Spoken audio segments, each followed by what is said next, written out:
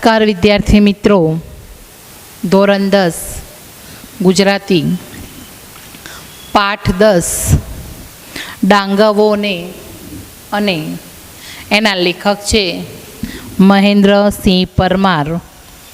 તેમનો જન્મ 2/10/1967. મહેન્દ્રસિંહ તખ્તસિંહ પરમારનું વતન સુરેન્દ્રનગર જિલ્લાનું કુકણા ગામ છે. તેઓ ભાવનગર યુનિવર્સિટીના ભાષા ભવનમાં અધ્યક્ષ તરીકે કામગીરી કરે છે, અર્થાત હાલ તેઓ જીવતા છે. તેઓ વાર્તાકાર, વિવેચક અને દિગ્દર્શક તરીકે જાણીતા છે. તેમનું ગદ્ય આગવી વાત પૂરી પાડે છે. તેમના પ્રથમ નામનો વિવેચન ગ્રંથ પોલિટેકનિક નામે વાર્તા સંગ્રહ અને રખડુનો કાગળ નામે નિબંધ સંગ્રહ પ્રગટ થયા છે. આ નિબંધ રખડુનો કાગળમાંથી લેવામાં આવેલો છે.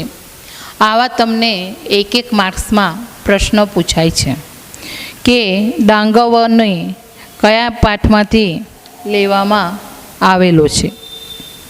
પોતે કરેલા નર્મદા કિનારે અને ડાંગના જંગલોના પ્રવાસમાં સ્મરણોનો લેખક પત્રરૂપે પોતાના બાપુજીને લખે છે, જેમાં લેખકનો રખડુ સ્વભાવ, સંવેદનશીલ હૃદય અને સૌંદર્ય દ્રષ્ટિ અનુભવાય છે. અહીં લેખકનો નર્મદા સાથેનો સૂક્ષ્મ નાતો છે, તો સાથે ગુજરાતના એક રળિયામણા પ્રદેશ ડાંગના પ્રાકૃતિક સૌંદર્ય તથા ત્યાંના લોકોની વિશેષતાઓ પણ આ નિબંધમાં અત્યંત લાઘવથી વર્ણવાય છે. એ સાથે લેખકનું સંવેદન પણ ઘૂંટાતું જાય છે. આ આખી વાત કરવા માટે પત્ર શૈલી પસંદ કરીને લેખકે પોતાની અને ભાવકની વચ્ચે અંગત સેતુ રચ્યો છે. નિબંધનું ગદ્ય પ્રવાહી છતાં ઊંડાણવાળું છે.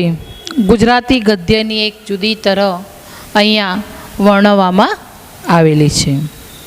અહીંયા લેખક ડાંગના પ્રવાસમાં ગયા છે અને ડાંગના પ્રવાસમાં જેમને જોયું છે અને જે રખડ્યા છે એનું વર્ણન આ પત્રમાં લખવામાં આવેલું છે. તો એ એના પિતાજીને પત્રમાં લખીને જણાવે છે કે એને ડાંગના પ્રવાસ દરમિયાન કેવી પ્રવૃત્તિઓ કરી અને શું જોયું. તો આપણે હવે એ પત્ર જોઈશું. સૌ પ્રથમ એ લખે છે, પ્રિય બાપુજી, અગાઉ અંકલેશ્વર અને આહવા ગયો ત્યારનો તમને લખવા ધારતો હતો. એ પછી ફરી એકવાર જઈ આવ્યો. લખ્યા વગર ન ચાલે એવું થઈ ગયું. એ અનુભવોને પુનઃ સ્મૃત કરવાનો હું પ્રયત્ન કરું છું. લેખક પહેલાં આહવા અને અંકલેશ્વર ગયા હતા ત્યારના એ પત્ર લખવાના વિચાર કરતા હતા, પણ સમય સંજોગ ન મળ્યા ત્યાં એટલે પત્ર લખ્યો નહીં. પણ ડાંગ જિલ્લામાં ગયા એટલે એમને લખ્યા વગર ચાલે એવું ન હતું. આહવા જતાં પહેલાં 3 દિવસ અંકલેશ્વર રોકાયો. અંકલેશ્વર મને પ્રિય છે. લેખકને કયું શહેર પ્રિય છે? 1 માર્ક્સમાં પૂછે તો અંકલેશ્વર.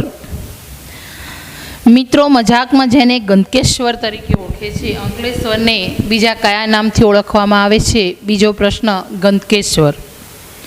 કારખાનાઓથી ઉભરાતું એશિયાનું બીજા નંબરનું ઔદ્યોગિક મથક મારું પ્રિય સ્થળ છે. ઓહો વૈચિત્ર્યમ. એની દુર્ગંધ સાથે એક ગરોબો કેળવાઈ ગયેલો. પણ સાચું કહું, અહીંના ભરૂચી નાકાથી બોરભાઠા થઈને આગળ જતાં આવતી ભેખડવતી નર્મદાને કારણે અંકલેશ્વર મારી પ્રિય જગ્યા બની ગઈ છે. અંકલેશ્વરમાં મોટાભાગે આપણે જોઈએ તો તેલની ફેક્ટરીઓ છે અને અંકલેશ્વર એટલે આમ બધું ફેક્ટરીઓના કારણે ગંદકી વધારે જોવા મળે છે. એટલે ત્યાં લેખક કહે છે કે અંકલેશ્વર ભલે ગંદકેશ્વર તરીકે ઓળખાય, પણ મને અંકલેશ્વરના ત્યાં નર્મદા નદી જે વહે છે એ એમને ખૂબ જ પ્રિય છે. અહીં ઉચ્ચાસને એટલે ઊંચા આસન ઉપર બેસીને કેટલી વાર સૂર્યાસ્ત જોવાની મેં મજા લૂંટી છે. અસ્તાચળ એટલે કે જ્યારે સૂરજ આથમે છે ત્યારે પહોંચેલા સૂર્યા મહારાજ આ ક્ષિતિજ જળવર્તી નર્મદાની સપાટી પર છેક અમારા સુધી લાલ કાર્પેટ બિછાવી આપે. આ રાજમાર્ગે ટપટપ કરતા દોડીને એમને મળવા જઈએ ત્યાં ગાયબ થઈ જાય. એમને એ જ્યારે સૂર્યાસ્ત થતો હોય છે ત્યારે નર્મદા કિનારે બેસે છે. આખું આકાશ જાણે લાલચોળ કેસરી રંગનું થઈ જાય છે અને એ નર્મદા નદીની પાછળ ડૂબી રહ્યા હોય એવું તેમને આભાસ લાગે છે. નર્મદાએ મને હર હંમેશ ઝંકૃત કર્યો છે. કોઈ પણ રૂપમાં એ નદી મને તાણી જાય છે.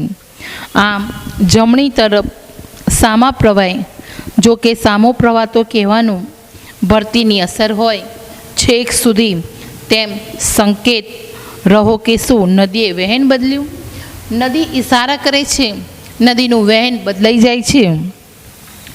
જાઉં તો કબીરવડ, નારેશ્વર, જબલપુર કે અમરકંટક સુધીના તમામ પ્રદેશો ફરી વળું તો આમ ડાબી તરફ પ્રવાહ સાથે વહું તો સમુદ્રમાં, તો ત્યાં ક્યાંથી ક્યાં.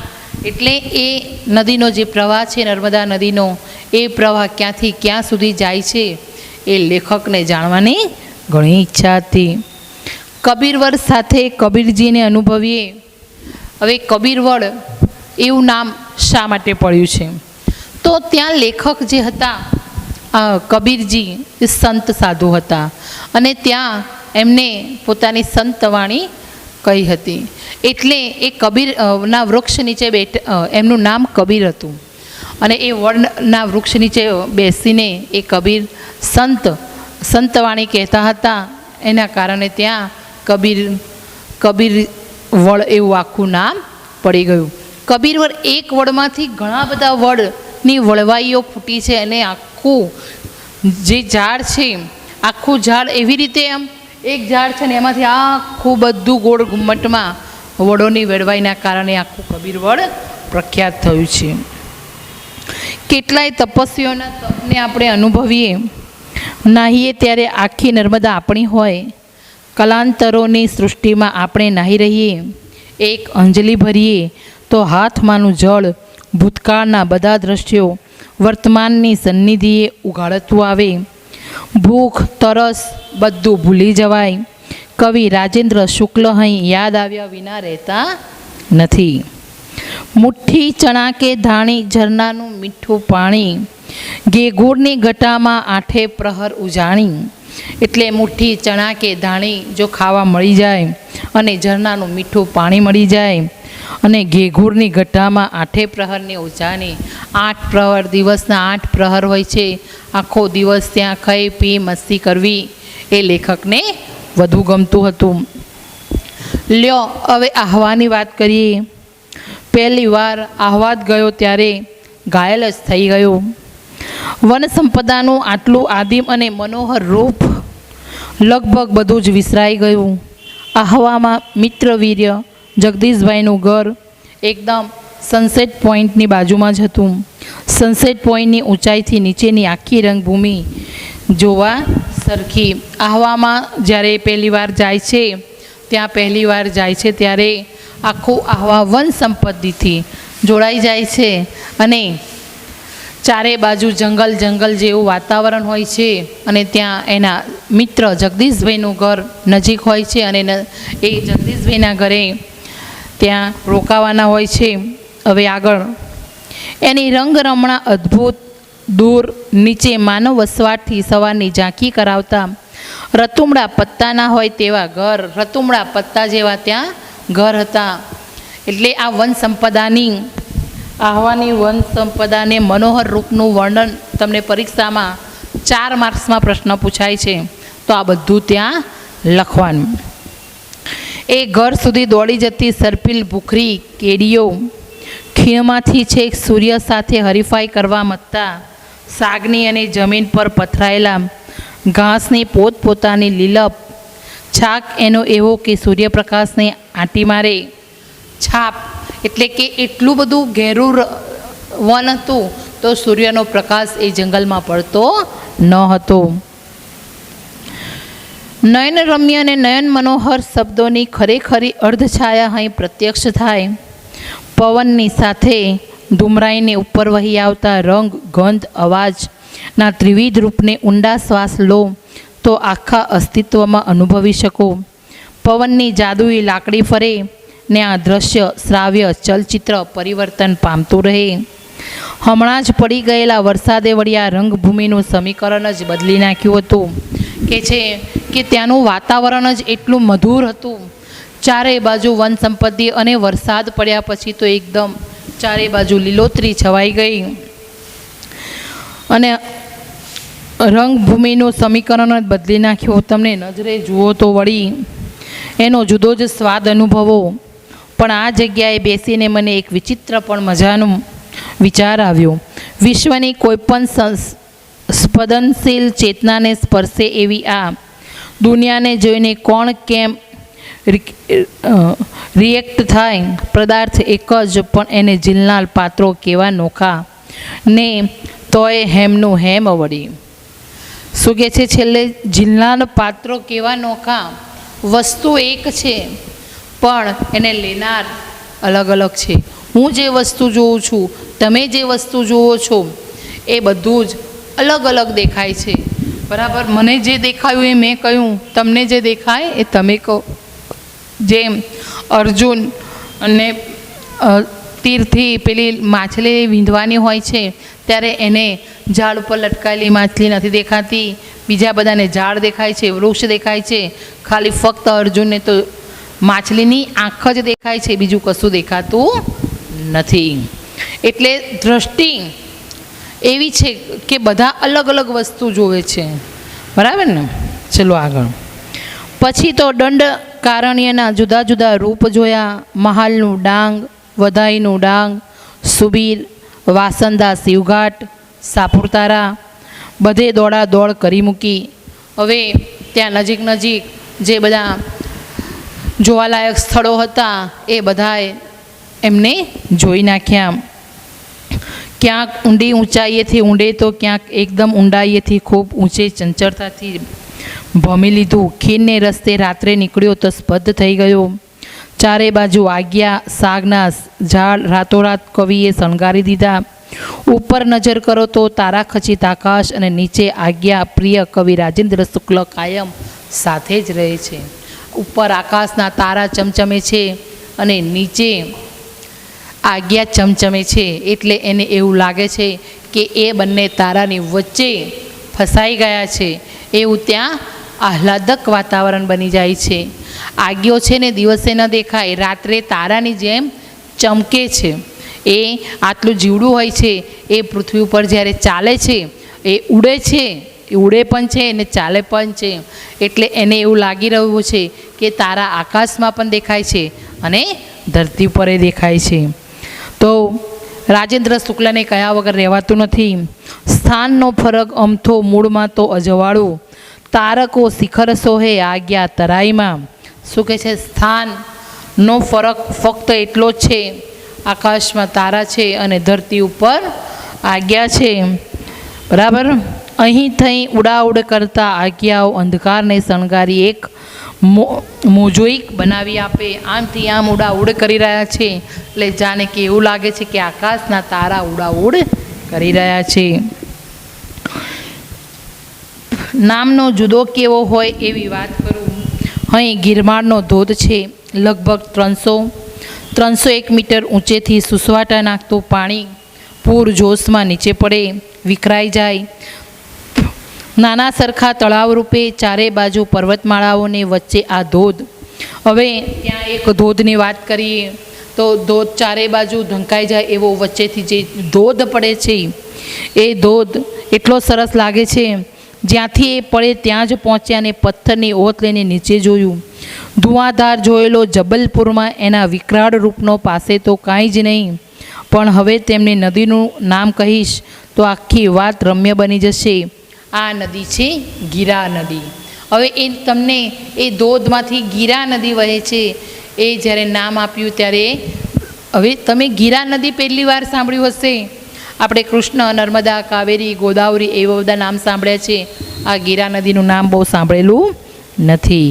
નદી, ધોધ અને તળાવ એક રૂપક બની ગયા. વાણીનું આ રૂપ મારા સાહિત્યનું પણ રૂપ બન્યું. આ જ તેજસ્વી ગતિએ મારી ભાષાની ઉર્જા જન્મે ને નીચે તળાવમાં સંચિત થાય. પેલા ટચુકડા બુભુક્ષુ માછીમારો જેમ જાળ નાખીને ઊભા છે તેમ હું ઊભો હોઉં. પછી એ જળ પાછો બંધાઈ ન રહે. ગીરા નદીના રૂપે વળી નવા પ્રદેશો સર કરે. કેટલું સરસ નામ છે એનું, ગીરા. કવિ કહે છે કે જે નદીનું જે ઉપરથી જે ઝરણું વહે છે એ ઝરણું લેવા જે હાથમાં એ પાણીના ફોરા લેવા હું ઊભો રહું તો એ હાથમાં આવતું નથી. એટલું જોરથી ઝરણું વહેતું હોય છે એટલે પાણી ખોબોમાં પાણી ભરાતું નથી, ખાલી હાથ જ ભીના થાય છે. લડી લડીને હેત કરતા વાંસના ઝુંડના ઝુંડ, વાંસોના ઝુંડના ઝુંડ ત્યાં લડી લડીને એટલે બંને એકબીજાની ઉપર આવી ગયેલા છે. ક્યાંક ઉન્મત્ત ગજદૂત જેવા, ક્યાંક એકલ દોકલ પ્રણયજન જેવા વૃત્તિઓ સગડી ઠરી ઠામ થઈ જાય. ડાહી ડમરી બની જાય. અસ્તિત્વની પરમતા અને ભવ્યતા બેવનો નદી કાંઠે અને બારીક અનુભવ થાય. એમાં મારા સમગ્ર અસ્તિત્વને ધીમે ધીમે નાનું થઈને સાવ ઓગળી જતું અનુભવવું. મારી દરેક મુસાફરી મારા માટે કોઈને કોઈ રીતે યાત્રા બની રહેતી હોય છે. પ્રત્યેક સફરે હું એવો બનતો હોઉં છું કે મારો અનુભવ જુદો જુદો હોય છે. પ્રત્યેક સફરે નવું નવું જે ફરવા જાય છે ત્યાં દરેક વખતે કવિના અનુભવ અલગ અલગ જોવા મળે છે. જ્યાં જેવું વાતાવરણ હોય છે એવું ત્યાં એમને જોવા મળતું હોય છે. આહવા આવ્યો એ પહેલાં અહીંના આદિવાસીઓ વિશે મેં ખૂબ જ સાંભળ્યું હતું. ડાંગ દરબારની વાતો કાને પડેલી. આ વખતે લોકોની દુનિયાનો ઓછેરો પરિચય માત્ર શક્ય થયો. ઓછેરો એટલે કે ઓછો. આ તમને તળપદામાં પૂછાય છે. ઓછો ઉપર છલ્લો. જ્યારે તક મળે ત્યારે જગદીશભાઈનું બાઇક લઈને નીકળી પડવું. આહવાની ગલી ગુચ્ચીઓમાં આ બાજુના રસ્તા ઉપર રખડ્યા કરું. સ્થાનિક પ્રજાને જોયા કરું. એમની લોક સંસ્કૃતિ હજી આજે એટલી જીવંત. એમના ગીતો, એમના વાદ્યો, તહેવારો થાય કે હાથમાં હાથ ભીડીને નાચીએ. પણ એક વખત નીકળ્યો તો ડાંગીઓનું મોટું સરઘસ સામે મળ્યું. હવે એ લોકોને એમને જગદીશભાઈ એમના મિત્રના જગદીશભાઈનું બાઇક લઈને ગલી ગુચ્ચીઓમાં જઈને ફરતા હતા. તો આદિવાસીઓના ટોળામાં એક વખત ત્યાં આદિવાસીઓનું ટોળું જૂથ નીકળે છે. સૌથી આગળ 2-3 આદિવાસીઓ ફટાકડા ફોડતા હતા. થયું કો સાલનો લગ્ન યાત્રા જોવા મળશે. કવિ મનમાં એવું વિચાર કરે છે કે મને આજે અહીંયા આદિવાસીઓના લગ્ન કેવા થતા હશે એવો કે મને હવે જોવા મળશે. આ રીતે તો કાંઈક બીજું જ નીકળ્યું. કોઈનું મરણ થયેલું એમની નનામી ઉચકીને ડાઘવો જતા હતા. મૃત્યુના માનમાં ફટાકડા. મરણને ઉજવવાની આ રીત કેટલી તાત્વિક.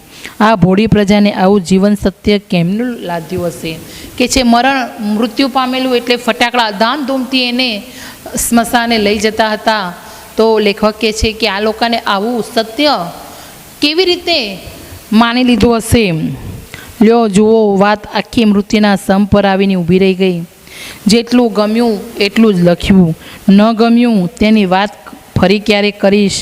મારી આ પત્રચેષ્ટા ગમીને ઈચ્છા તો ત્યાં જ એકાદ ઝરણામાં પગ બોળીને શબ્દ ઝરણું વહેતું મૂકવાની હતી.